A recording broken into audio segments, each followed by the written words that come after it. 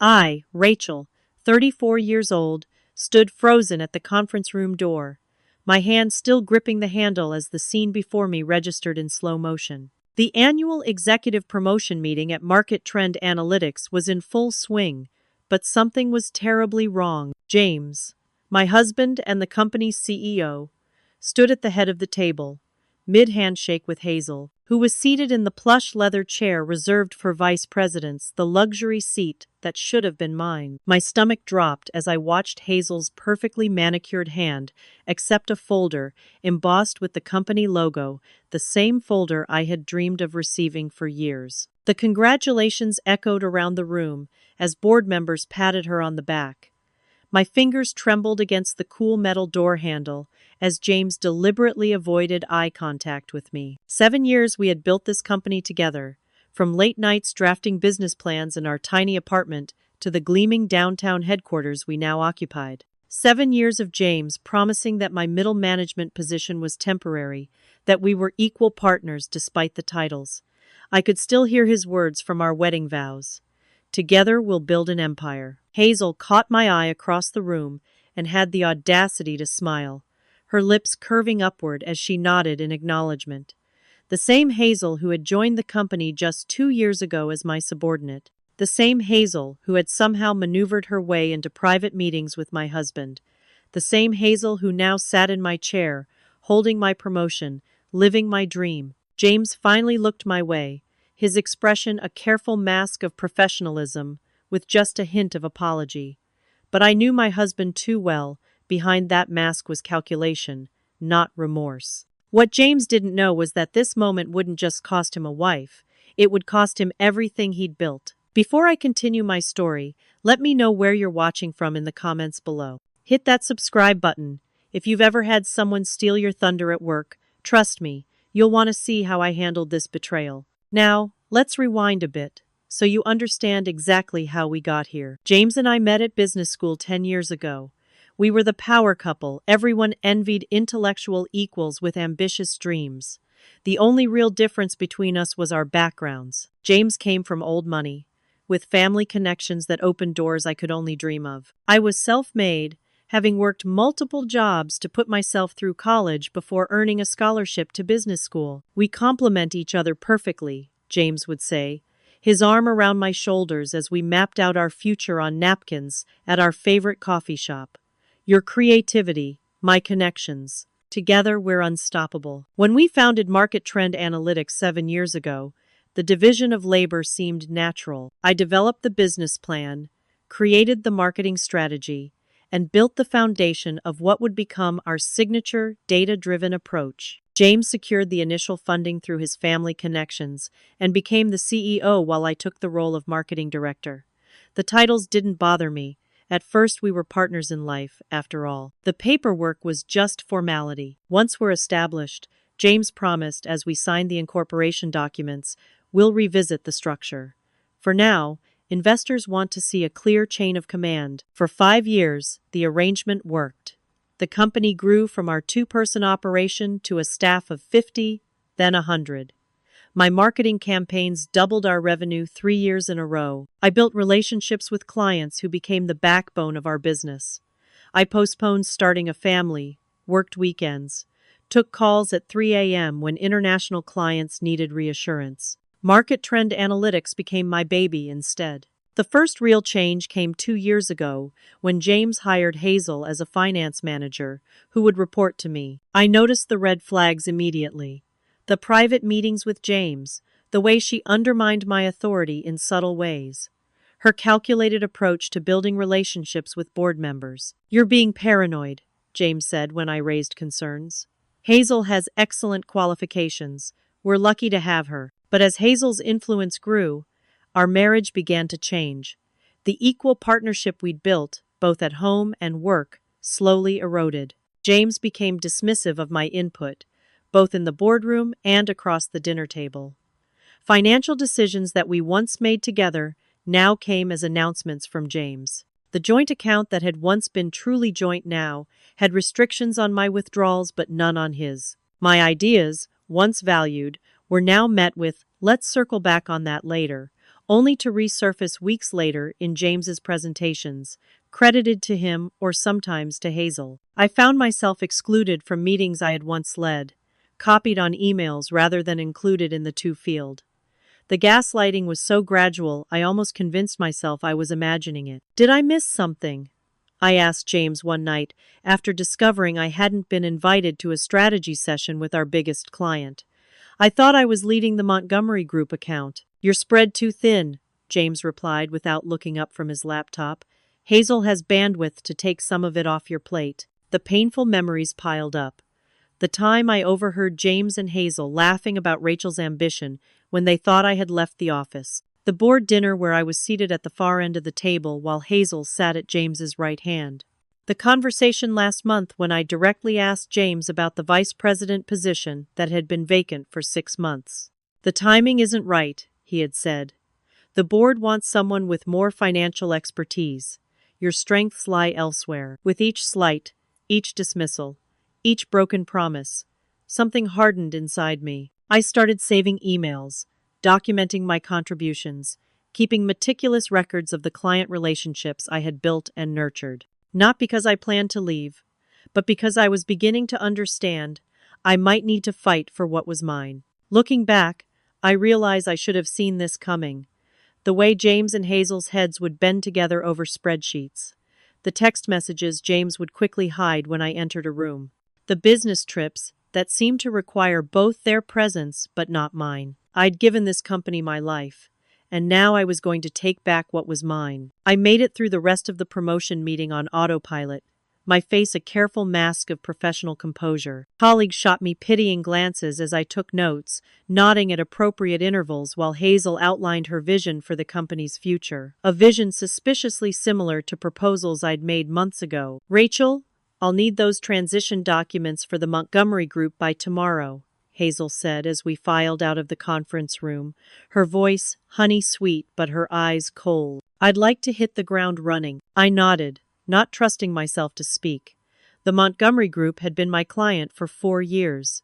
I had nurtured that relationship through 2 management changes and a major restructuring. And now Hazel wanted my notes so she could step in and claim my hard work as her own. James avoided me for the rest of the day, sending his assistant to cancel our usual Wednesday lunch meeting. I watched through the glass walls of his office as he and Hazel celebrated with champagne, the same vintage we'd drunk on our anniversary last month. The confrontation came that evening at home, in the sleek downtown condo we'd purchased when the company first became profitable. Were you planning to discuss this with me at all? I asked as James loosened his tie, my voice surprisingly steady despite the rage simmering just below the surface.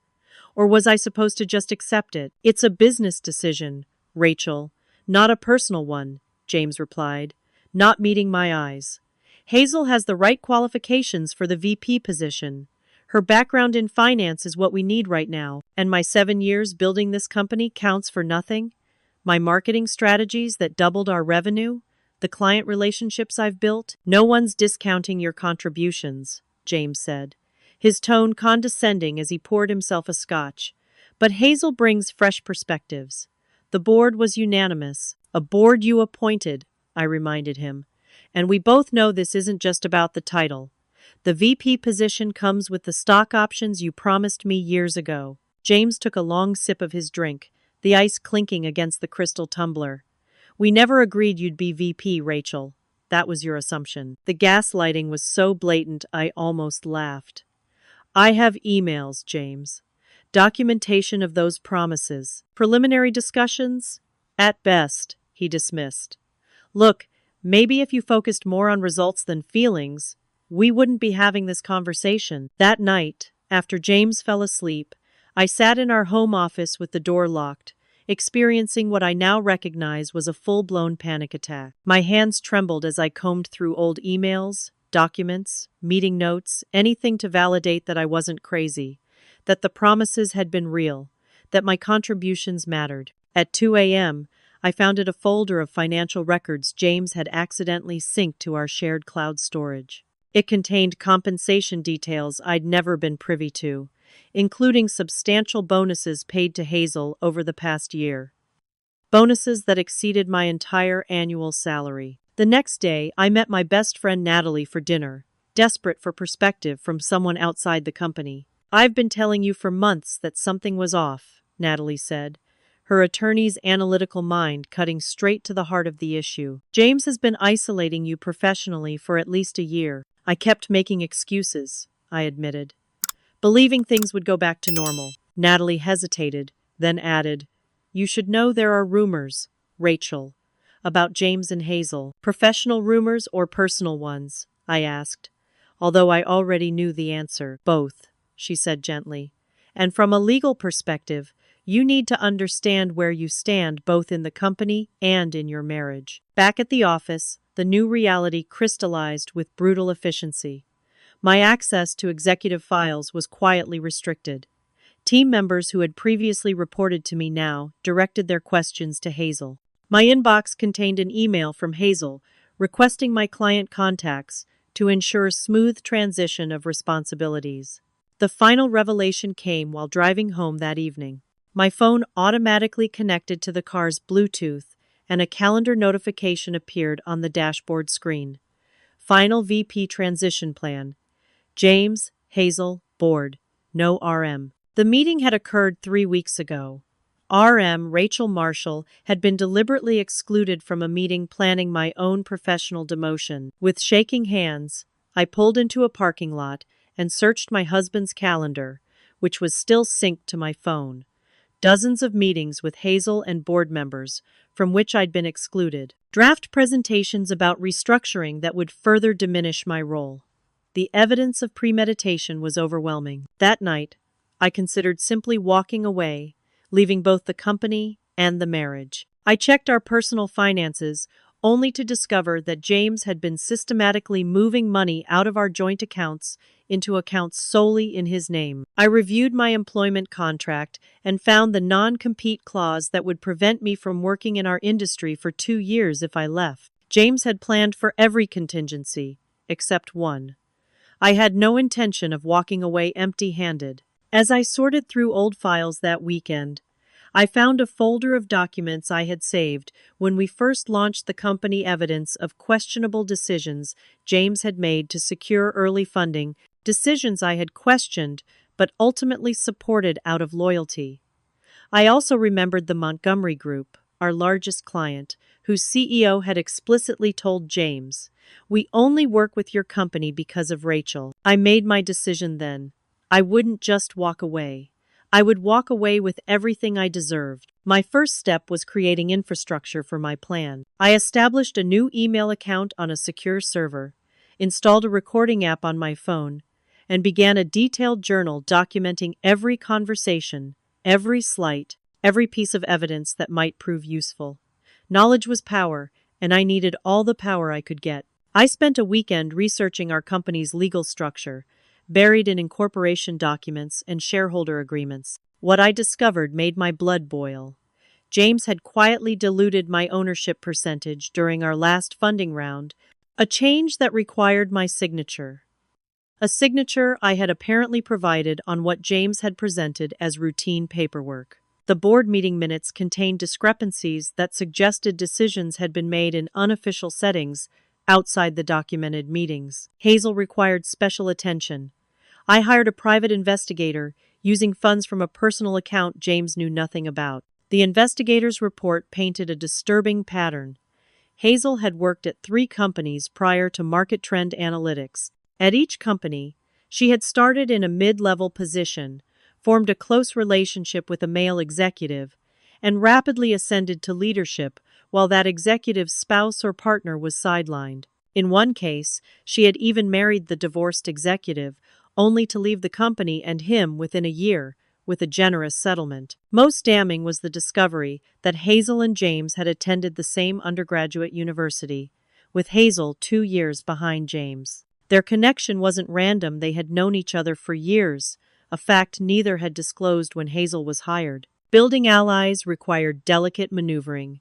I started with board member Eleanor, a retired executive who had expressed concerns about the company's boys' club atmosphere. Over lunch, I asked innocent questions about governance and succession planning. noting which topics made Eleanor uncomfortable and which prompted more forthcoming responses. The last board meeting was unusual, Eleanor admitted after her second glass of wine. Several decisions seemed predetermined. I've been on boards for 30 years, and I recognize a rubber stamp when I see one. Next was CFO Brandon, who had always been cordial but distant.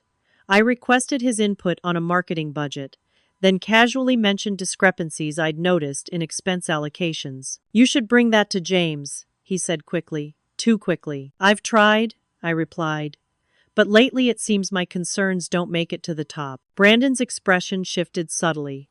That's not unique to you, he said carefully, then showed me financial projections that differed significantly from what had been presented to the marketing team. The company's financial position was much more precarious than anyone realized, except apparently James and Hazel. I also reconnected with Thomas, who had left the company after a conflict with James 6 months earlier. Over coffee, Thomas revealed that his departure had come after he questioned Hazel's qualifications for her rapid promotions. James said I wasn't a team player, Thomas recalled.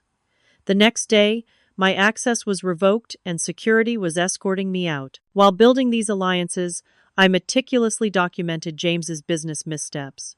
The failed expansion into Asian markets he had pushed against my advice, the expensive rebranding that had confused customers, the high-profile hire who had left after 3 months with a mysterious severance package. I compiled evidence of successful campaigns I had created that James had presented as his own, including emails where he had taken my original drafts and simply changed the sender's name. I spent evenings analyzing my compensation compared to industry standards and male colleagues with similar responsibilities, documenting a pattern of systematic undervaluation. I tracked hours worked, client revenue generated, and team performance metrics that demonstrated my value to the company in cold, hard numbers. Legal preparation was essential.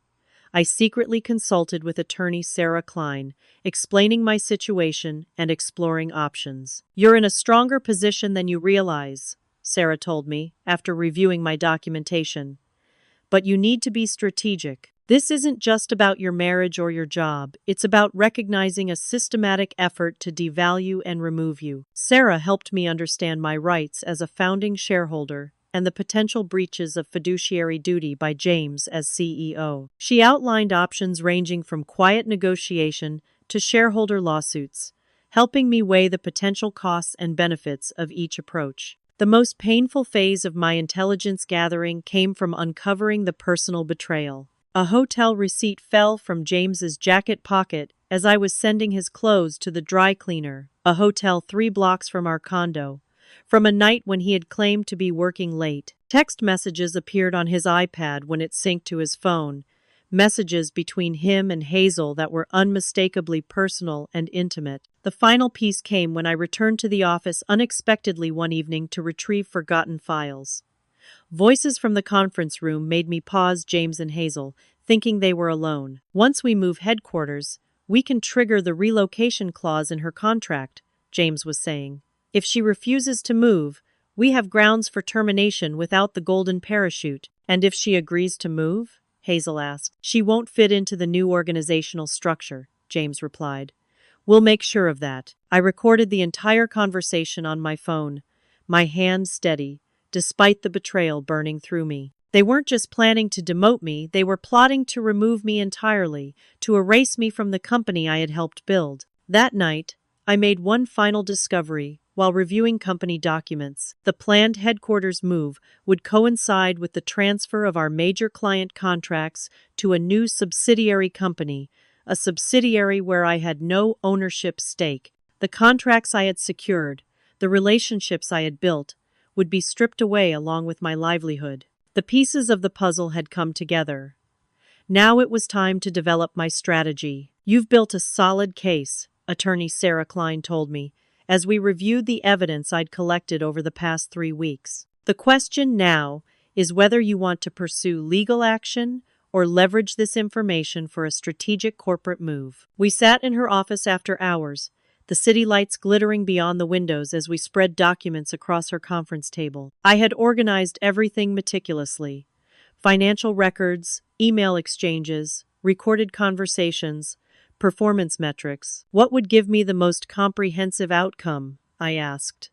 Not just thinking about financial compensation, but about justice and vindication. A legal battle would eventually yield financial compensation, but it would be messy, public, and could take years. Sarah explained. A strategic corporate approach might give you more complete vindication and a faster resolution, though it carries more risk. After careful consideration, I chose the strategic approach. Sarah helped me develop a timeline that would minimize my legal exposure while maximizing leverage. I needed to move decisively, but carefully. One misstep could undermine everything. Financial preparation came first. I opened separate accounts at a bank where James and I had no existing relationship. I documented all shared assets and my contributions to them, secured copies of tax returns and investment statements, and created a detailed accounting of company resources I had legitimately used versus personal resources I had invested in the company. Client relationships required particularly delicate handling. I scheduled private lunches and coffees with key clients, framing these meetings as routine relationship maintenance. With each client, I subtly documented their dependence on my work. The continuity you provide is why we've stayed with market trend through our own management changes, the Montgomery Group CEO told me over lunch. You understand our business in ways no one else does. I meticulously documented such statements while being careful not to disparage James or the company.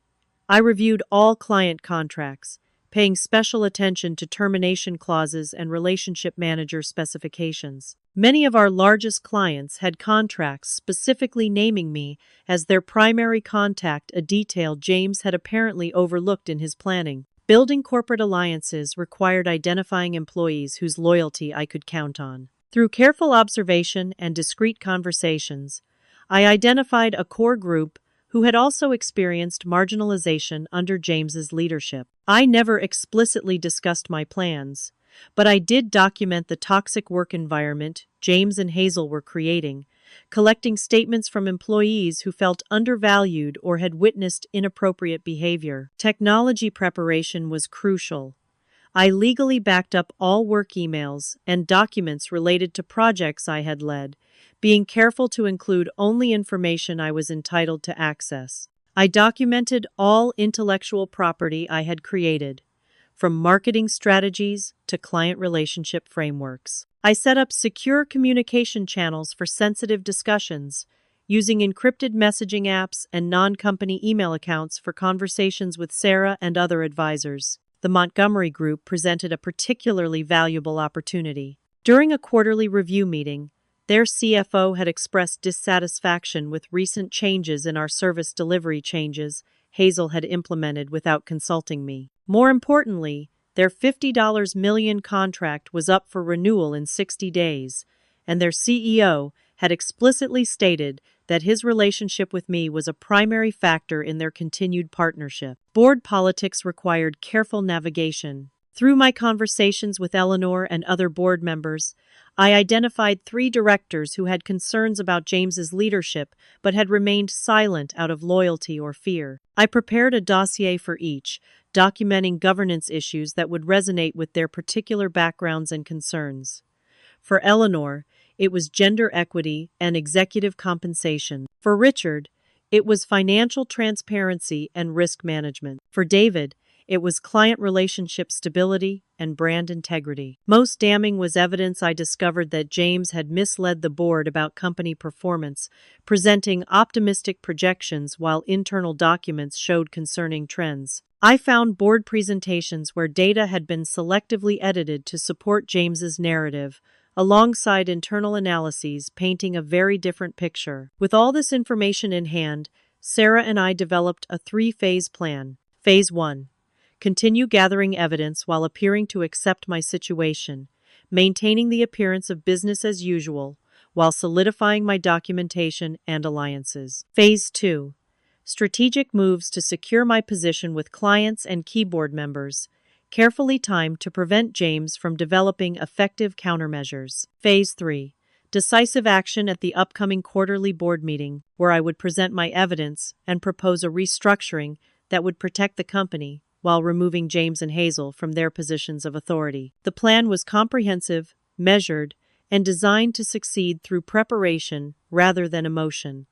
I would not act from anger, though God knows I had enough of it. I would act from calculation, the same cold calculation James had used against me. As I finalized my strategy, I felt a strange calm replace the turmoil of recent weeks. For too long, I had been reacting to James's moves. Now I was taking control of the board. Just as my plan was taking shape, James threw me an unexpected curveball. He called an all-company meeting on Monday morning, standing confidently at the front of the room with Hazel at his side. As part of our ongoing growth strategy, he announced, we're implementing an organizational restructuring effective immediately. The marketing department will be merged with finance under Executive Vice President Hazel Carter's leadership. My department absorbed into Hazel's. My team now reporting to her.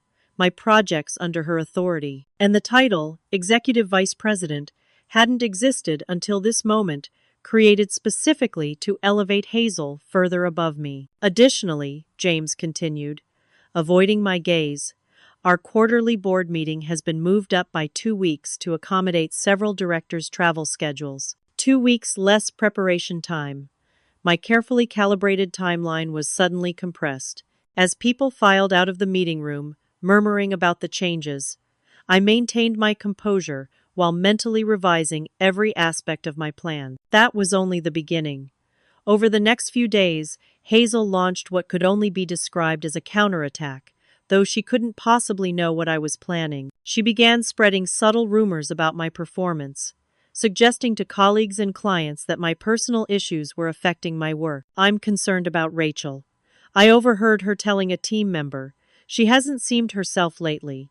If you notice anything in your interactions with her, please let me know so we can support her. The fake concern was a masterful touch, positioning herself as supportive while simultaneously undermining confidence in me. Then came the Montgomery Group project. Hazel scheduled a presentation with them that should have been mine, then accidentally deleted my presentation files from the shared drive the night before. Good thing I prepared a backup, she told the client team with a smile. We can't afford mishaps with partners as valuable as you. Even more troubling was the sudden distance from CFO Brandon, who had previously shared critical financial information with me. After seeing him emerge from a closed-door meeting with James, looking shaken but resolute, he began avoiding me. I later discovered through a sympathetic accounting manager that Brandon had received a substantial stock grant for extraordinary service effective immediately, rather than with the usual 1-year cliff. James was buying silence and loyalty, systematically cutting off my allies. The personal sabotage was equally calculated.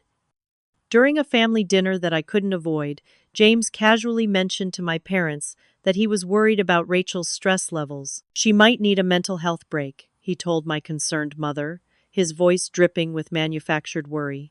She's been so focused on work, I think it's affecting her perspective. When I returned home that night and tried to log into my personal email, I discovered the password had been changed.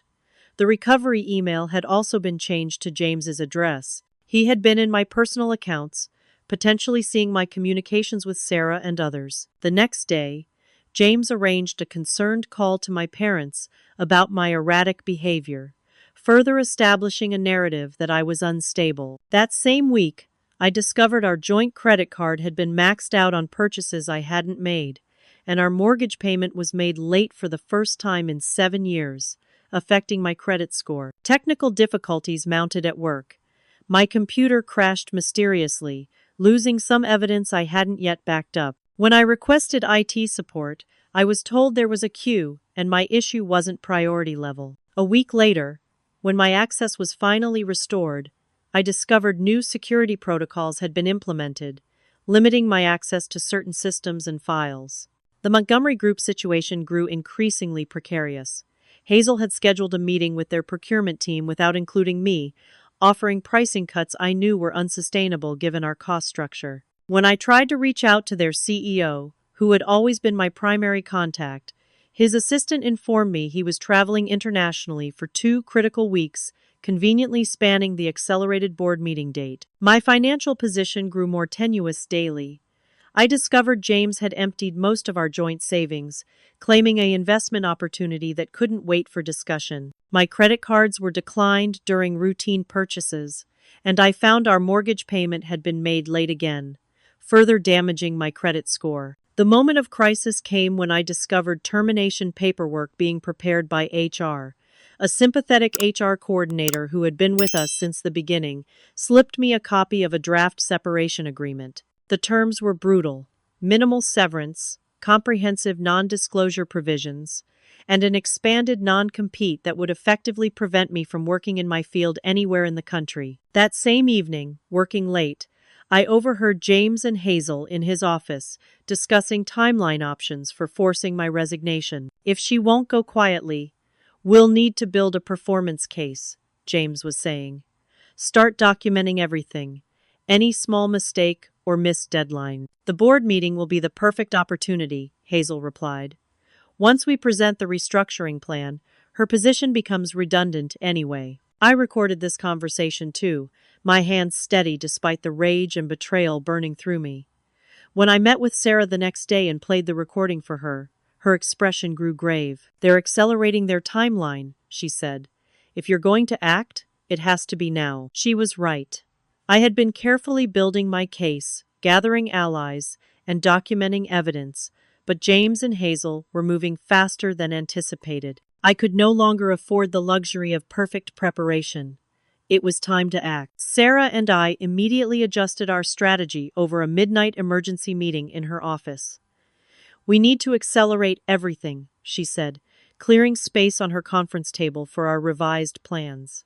"Your original timeline is no longer viable." We created what Sarah called a break glass in case of emergency folder, a comprehensive package of the most damning evidence, ready to be delivered to board members if James made a move against me before I could execute the full plan. I secured a personal loan against my car to ensure I had financial resources independent of James, and Sarah connected me with a forensic accountant who could trace the money James had moved from our joint accounts. My first priority was protecting client relationships, starting with Montgomery Group. I secured an emergency meeting with their executive Amy Chen, ostensibly to discuss the upcoming contract renewal. Once in her office, I took a calculated risk. "Amy, I need to share something in confidence," I began, sliding across the table a carefully curated selection of documents demonstrating the internal instability at Market Trend. "What am I looking at, Rachel?" she asked, her expression concerned as she reviewed projected price increases that would follow the initial cuts Hazel had offered. "The truth about what's happening at Market Trend. I believe in transparency with our most valued partners," I replied. "The restructuring being presented to you isn't sustainable. Those initial price cuts will inevitably be followed by these increases within 6 months." Amy studied the documents, then looked up sharply. "Why are you showing me this?" "Because the Montgomery Group deserves the full picture before making long-term commitments. I'm asking you to delay any contract decisions until after our board meeting in 2 weeks." Amy nodded slowly. "We value our relationship with you, Rachel. We can pause discussions until things stabilize." With Montgomery secured, I moved to the board members. I scheduled one-on-one meetings with Eleanor, Richard, and David, presenting each with evidence tailored to their specific concerns. To Eleanor, I showed the pattern of gender discrimination and James's systematic undermining of female executives, not just me. To Richard, the financial misrepresentations and concerning projections Brandon had shared before being bought off. To David, documentation of client dissatisfaction following Hazel's operational changes. "I've had concerns for some time," Eleanor admitted after reviewing my evidence, "but I never saw the full pattern until now." Richard was more cautious but equally troubled. "These financial projections don't match what we've been shown in board meetings." "If these numbers are accurate, they are," I assured him, "and I have the documentation to prove it." David, the most conservative board member, took longer to convince but ultimately nodded gravely. "Client relationships are our most valuable asset. This level of mismanagement can't continue. My next move was bolder. I arranged for an anonymous delivery of key documents to CFO. Brandon evidenced that James planned to replace him within 6 months with one of Hazel's former colleagues. The documents included email exchanges between James and Hazel, discussing how to manage Brandon's exit after he had served his purpose in the current restructuring. 2 days later, Brandon requested a private meeting with me off-site. His face was ashen as he slid a flash drive across the table. "I should have come to you sooner," he said quietly. "There are financial transactions you need to see, ones that weren't disclosed to the board or the finance committee." The flash drive contained evidence of accounting manipulations far more serious than I had initially suspected. James and Hazel had been artificially inflating performance metrics while concealing concerning cash flow problems. They had also been using company resources for personal expenses, disguised as business costs. Meanwhile, I enlisted help from an IT specialist friend who recovered my deleted files and documented evidence of intentional technological sabotage. She found logs showing unauthorized access to my accounts from James's devices and documented the selective application of security protocols that targeted only my team. "This isn't standard procedure," she confirmed. "This is targeted disruption." Strategic conversations with rival company executives provided additional leverage. I was careful to avoid breaching any confidentiality obligations, but I did make myself visible at industry events, engaging in public conversations that would make clear to James and the board that I had options and that competitors valued my expertise. The decisive moment came 3 days before the board meeting, when I managed to record a conversation between James and Hazel that crossed from unethical to potentially illegal. In a late-night strategy session they thought was private, they discussed manipulating financial reports to secure additional funding before the company's cash flow problems became apparent to investors or the board. "We need 6 more months to turn things around," James said, unaware I was recording. "The projections need to show positive cash flow by Q4. "I've already adjusted the models," Hazel replied. "No one will question them if we present with confidence." I also secured copies of Hazel's employment records through my HR ally, documenting discrepancies between her claimed qualifications and her actual experience. The financial expertise that supposedly justified her promotion over me included positions and achievements that were exaggerated or entirely fabricated. The weekend before the board meeting, I finalized my presentation with Sarah's help, organizing the evidence into a clear, compelling narrative that demonstrated not just my personal mistreatment, but systematic mismanagement that threatened the company's future. We rehearsed potential questions and objections, prepared responses to likely countermoves from James and Hazel, and ensured every claim was backed by multiple pieces of evidence. "Remember," Sarah advised as we concluded our final preparation session, "stay calm and factual.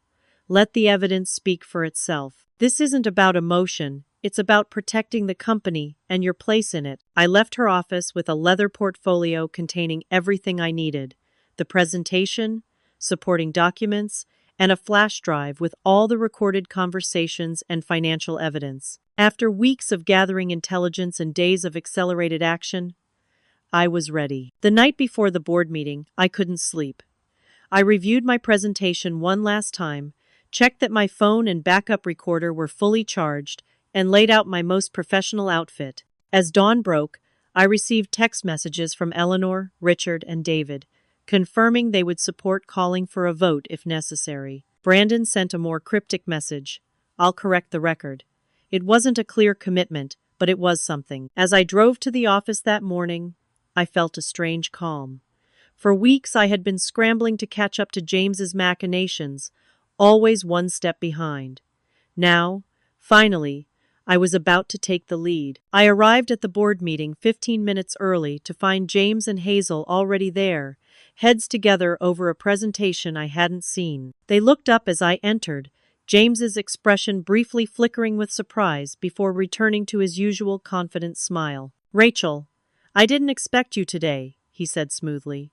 "This executive session doesn't really require the marketing team's input. As a founding shareholder, I have every right to be here," I replied calmly, taking a seat directly across from him. "And I have several items to add to the agenda." James's smile tightened as board members began filing in. Eleanor caught my eye and gave an almost imperceptible nod. Richard and David entered together, their expressions serious. Brandon arrived last, clutching a folder and avoiding eye contact with everyone. As board chair, James called the meeting to order with practiced authority. "Before we begin, I'd like to propose a revised agenda. Given time constraints, I suggest we move directly to the restructuring proposal and leave other items for next month's meeting." "I object," Eleanor said firmly. "There are governance matters that cannot wait another month." "I concur," Richard added. "In fact, I move that we add a review of recent executive decisions and financial reporting to today's agenda." James's confident facade cracked slightly. "I'm not sure what you're referring to, but any concerns should be brought to me directly before—" "All in favor of the amended agenda?" Eleanor interrupted, raising her hand. Richard, David, and to James's obvious shock, Brandon raised their hands as well. "Motion carries," Eleanor said. "Rachel, I believe you have information relevant to these concerns." With a steady hand, I opened my portfolio and distributed copies of my presentation to each board member. "What I'm about to share will be difficult, but it's essential for the future of this company." For the next 45 minutes, I methodically presented my evidence. I showed how James had systematically undermined my role, despite my documented contributions to the company's success. I presented financial analyses demonstrating discrepancies between reported figures and actual performance. With Brandon's supporting documentation, I revealed how James and Hazel had misrepresented the company's financial position to both the board and investors. I played selected recordings of conversations where James and Hazel discussed manipulating data and forcing me out. I shared the HR documents showing Hazel's fabricated qualifications. Throughout my presentation, I remained factual and unemotional, letting the evidence speak for itself. James's initial dismissive attitude gave way to visible anger, then panic as the scope of my evidence became clear. Hazel's composure cracked when I presented proof that she had known James before joining the company, documentation of their prior relationship that they had deliberately concealed during her hiring. "This is absurd," James finally interrupted, his voice tight. "Rachel is clearly allowing personal feelings about her role to cloud her judgment. These allegations are taken out of context and—" "Are you denying the authenticity of these documents?"